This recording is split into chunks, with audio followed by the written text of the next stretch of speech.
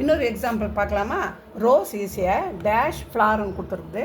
இங்கே ஆப்ஷன்ஸ் ஒன்று பின்னால் கொடுத்துருக்குறோம் பாருங்கள். ஏல வந்து சம், பியில் வந்து திஸ், பியூட்டிஃபுல், மெனி. இப்போ 4 ஆப்ஷன் கொடுத்துருக்குறாங்க. இது எது இது வந்து சூட் ஆகிற ஒரு வேர்டுன்னா பியூட்டிஃபுல் தான். ஏன்னா ரோஸ் வந்து ஒரு நேம் ஆஃப் ஏ நவுன். அதுதான் போகுது நவுன்.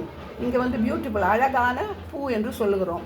இப்போ சம் இங்கே வராது, திஸ் வராது, மெனி வராது. இதெல்லாம் வந்து வேர்ட்ஸ் ஆஃப் குவான்டிட்டி.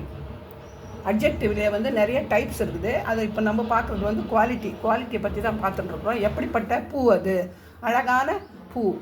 பியூட்டிஃபுல்னா அழகான பூ. அப்போ பியூட்டிஃபுல்ன்றது ஒரு அட்ஜெக்டிவ். அது குவாலிட்டியை குறிக்குது. எப்படிப்பட்ட rose is a many flower வராதுங்களா மேடம்? மெனி வராது. ஏன் மேடம் மெனி வராது? அது மெனி வந்து குவான்டிட்டியை குறிக்குது. மெனினா நிறைய பூ கிடையாது, அங்கே வராது.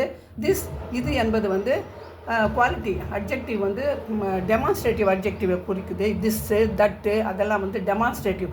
அங்கே இங்கே அப்படின்னு சொல்கிறதெல்லாம் வந்து இடத்தை குறிக்கிறது. அதுவும் ஒரு கைண்ட் ஆஃப் அட்ஜெக்டிவ் தான். அது இங்கே வராது. சம்ன்றதும் அதே மாதிரி தான். மெனி, சம், திஸ், தட்டு அதெல்லாம் வந்து டெமான்ஸ்ட்ரேட்டிவ் அட்ஜெக்டிவ். அது இங்கே வராது. அப்போ எது வரும்? பியூட்டிஃபுல் தான் வரும்.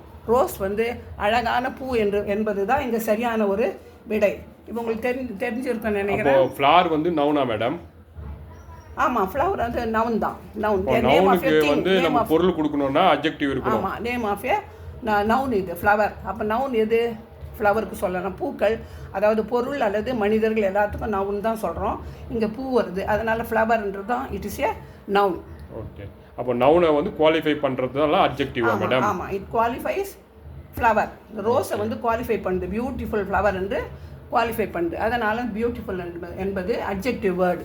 ஓகே. இன்னொரு கொஸ்டின் கூட சொல்லுங்கள் மேடம். என்ன